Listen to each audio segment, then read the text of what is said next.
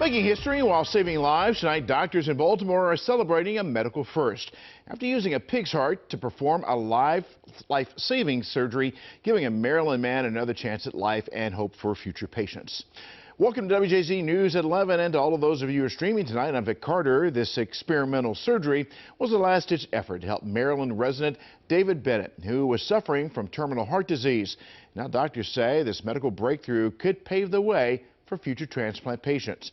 WJZ is live. Christina Mendez spoke with doctors at the University of Maryland Medical Center about this medical miracle and has an update on how the patient's doing. Christina.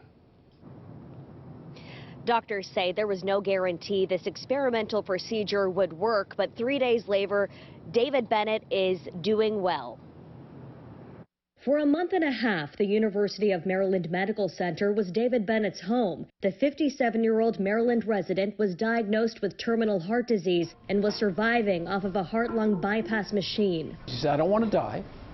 And he said, if I do, maybe you'll learn something to help others. Bennett wasn't eligible for a human heart transplant, but doctors at UMMC came up with a different plan, a genetically modified pig heart. We seem to be past what we consider the hyperacute rejection phase that we would normally have seen in an animal organ that wasn't specially treated. Xenotransplantation isn't new, but this version of it is. Gene editing was used to knock out certain features, including some responsible for producing antibodies that cause rejection. Now we will have these organs readily available if this works. There is a huge shortage of human organs donated for transplant. The federal government's website for organ donors says about 107,000 people are in need of a transplant, while 6,200 die each year before getting one.